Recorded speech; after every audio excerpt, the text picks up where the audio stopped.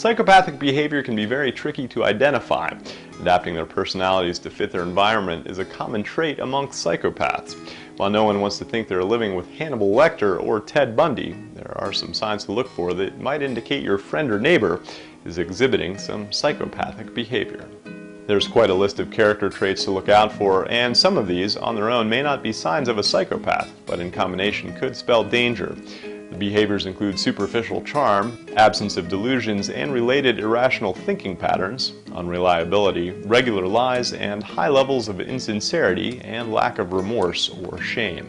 Despite being charming, they also may appear to be cocky and self-centered.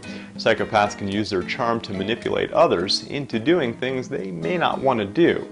They tend to be really good at it because they believe that what they're doing is fine, or simply don't care that society views their behavior as wrong. Traits include antisocial behavior, poor judgment and failure to learn from their experiences in life, an inability to love, failure to have goals and objectives, and unresponsiveness in regards to interpersonal relations with colleagues, neighbors, classmates, or people in general.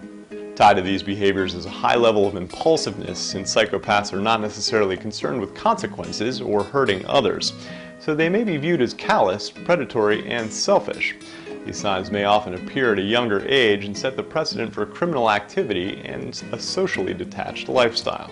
While many of these signs seem like they would make it fairly easy to spot the psychopath, the troublesome aspect of this type of disorder is that it can be difficult to identify. Psychopaths are somewhat like chameleons in the way they adapt their personalities and hide their true personality. They may even lead what seems like an ordinary life with jobs and relationships. However, their life is often like a personal hurricane with sporadic bouts of chaos, rage, and violence.